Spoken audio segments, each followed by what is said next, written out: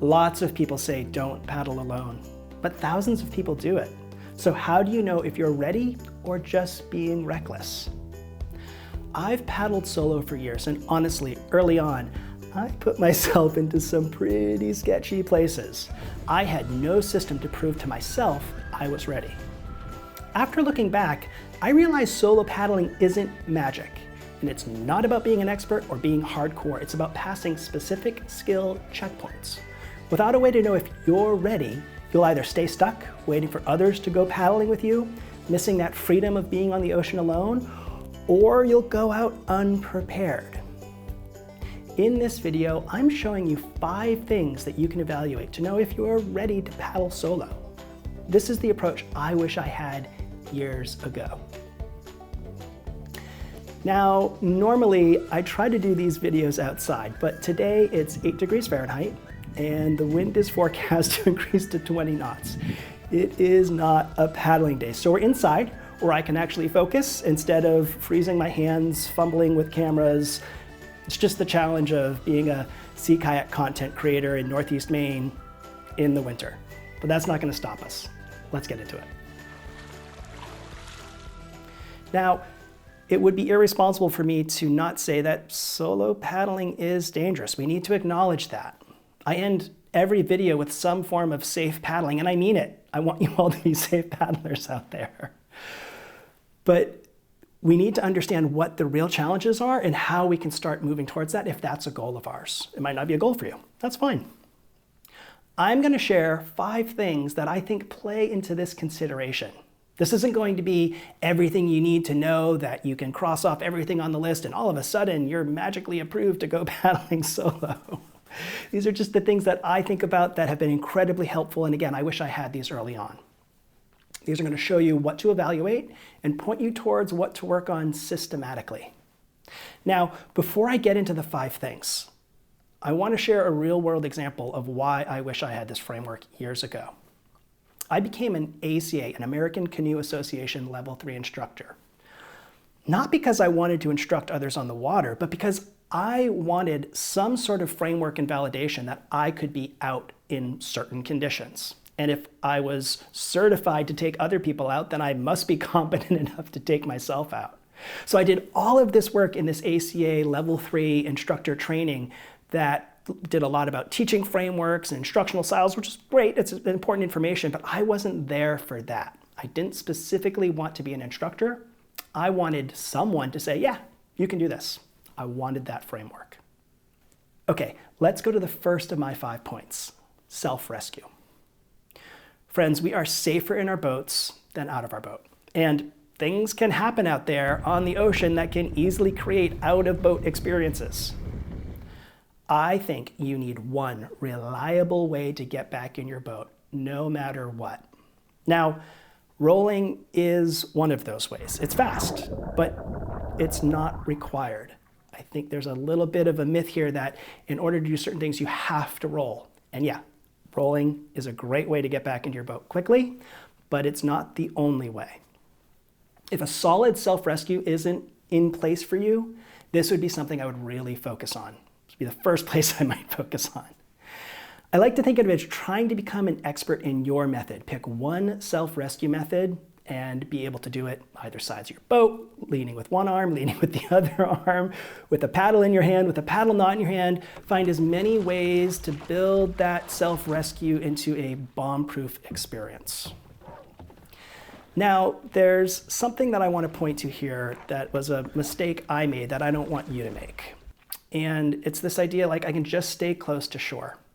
Years and years ago, 20 plus years ago, when I was first paddling, I went out on an early spring trip in Duxbury Harbor, Duxbury Bay in Massachusetts, not dressed for what was happening out there that day. I think it was an April day.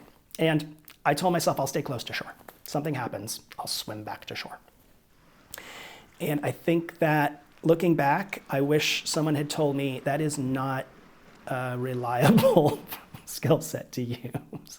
There are so many things that can happen out there that can make that swim challenging, difficult, impossible, things from hypothermia to wind, exhaustion, maybe you've hurt yourself. I mean, the list could be endless. And yes, while it may be an option in certain circumstances, I don't think it should be something you rely on. So here's the thing to practice. Make sure you have at least one reliable way to get back in your boat. More is great, but make sure you have at least one way. Think of this task as, again, becoming an expert in your way. Now, since we're alone out there, talking to others, in real time or otherwise, if something goes wrong, is vital. So the second area of the 5 that I want to talk about is communication. Creating float plans, even simple ones, to let someone on land know where we are, where we plan to paddle, and when we'll be back is really, really important. My mom and dad and Wendy all get informed about my trips. They even follow along with my two-way GPS track, which I'll talk about in a little bit. If they see something weird, they know what to do. They know what weird means for me. They know to reach out if I'm not home when it seems like it's getting dark. I even have to make sure that when I'm on a camping trip, I text everybody and say, hey, I'm camping. So they know when I shut my GPS track off on an island that I'm not stuck. So speaking of GPS, I'm kind of floating into tools to communicate on the water. You know, we've got VHF radios, we've got whistles, flares, we've got these GPS two-way communication systems, not just a one-way system where it shows me my location, but a two-way system where I can communicate out and people can communicate back through GPS. But anyway, there are communication tools and they all have their pros and cons. And yeah, phones are one of them, but I don't like phones. Phones are built for the land. They're not built for the ocean. And I know a lot of people rely on their phones and all the services it can provide, and phones are getting stronger with their GPS capabilities. But the reality is it's not a purpose-built tool out there. There are times where that cell signal isn't strong enough. There are times when that GPS signal is not as strong as some of the commercially available adventure-made GPS systems. And if you come paddling with me someday along the Cutler Coast, which I hope you do, and you have your phone out there, it is no more than a really fancy camera. The reception, it's just hard. It's hard to have that tool out there. So I rely on other things. I have a phone, but it's not my first line of defense, as I've said many times on this channel. So part of your solo paddling readiness is putting some time into understanding these tools and having a plan in place to use them before you go, like a float plan, and during your trip. What's your plan to use your communication tools? Now, any communication tool you use to call for help is going to take some time. It's not like calling emergency services from your house where you dial 911 and the police arrive. Realistically, you might be stuck somewhere for a few hours, even at minimum. And of course, there are things you can learn to sort things out for yourself and not have to call for help, but you've got to be prepared. Do you have things to fix people, like first aid kits? You know, common paddling injuries, I think, could be sprains, cuts, abrasions, hyperthermia, hypothermia. Do you have a basic knowledge, at least, hopefully more than basic, but do you have the knowledge to be able to sort that out if you find yourself starting to slip into one of those situations, or cut yourself, or need some type of medical assistance? So we have things to fix people, but we also have things to fix boats. That I carry a boat repair kit that if, again, something happens to my skeg while I'm out paddling, can I fix that? Am I ready to deal with the situation on the water and not have to call emergency services because like the Coast Guard or a fishing boat nearby because my boat is not paddleable?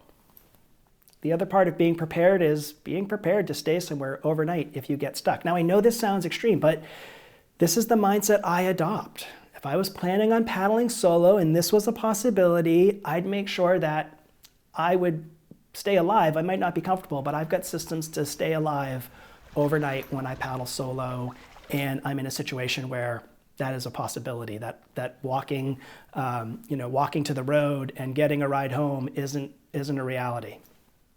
It's not enough to have the tools or even a rough idea of what you might do. I really feel strongly you've got to practice them. You've got to keep them sharp. So this is our fourth area to consider: practice and progressive exposure. This is about expanding your circle. making your circle bigger and bigger and bigger until the thing you want to do falls inside of it. Now, working with coaches and taking classes is a great option. You can make a group paddle an intentional practice. Those are easy and safe places. Those are safety nets for you to be able to say, hey, I want to try this, and I've never done that. And with a coach, their circle is really big and they can really help you out. Or with a group, it's a larger safety net. So try that rescue in a gnarly spot the next time you're out with a group, or look for ways to find coaching and classes in your area to help build that skill set. The other thing I do as part of this practice and progressive exposure component is think about what if X happened scenarios, and then do them. I practice self-rescues in protected areas. I practice landings in weird areas. I practice taking bearings when I don't need it. I think about what if the fog came in right now, what would I do? And I do it even though it's a completely clear day and I don't need to stare at my compass bearing. But doing them ahead of time gives me that, I've built that circle already, gives me that skill set. Now, any discussion about solo paddling wouldn't be complete without mentioning our fifth area, decision making. Now, this is a whole episode and several episodes on its own, making good decisions on the water. But here are a few questions that I ask myself regularly that I think play into my decision-making framework. Have I seen this before? Is what I'm experiencing something that I've been exposed to or practiced? If not, I'm very cautious. The other thing I ask myself is, has anything changed that I didn't prepare for? I had this mental map of what the trip was going to be like. I got to the spot. This is now happening. Or I didn't prepare for that big, gray, dark cloud bank to move in that looks pretty gnarly. What am I going to do? The biggest one, as I've mentioned already, is that what if question. What if ... If you don't have answers to those questions, or you're not sure how you'd answer them, spend some time thinking about them. I've learned that decision-making is a skill that ties all of this together. It's what puts you in or keeps you out of a challenging situation. So friends, solo paddling isn't magic. It's not about being an expert or waiting for some perfect moment when you suddenly feel ready, or having some external validation say, here's your stamp, you can go do this. It's about systematically building those capacities until one day your circle includes the things you want to do. You might be closer than you think, or you might have a clear idea of the areas to work on now, seeing this framework that I wish I had when I was at a pivotal point in my paddling life. Either way, I hope you're not stuck wondering anymore. I hope you have this framework. If this resonated with you and you want to keep exploring what it means to paddle with confidence and understanding, I've got more episodes that dig into the stories and lessons and what I call the sea mindset side of paddling. Go check those out. I think you'll really find them useful.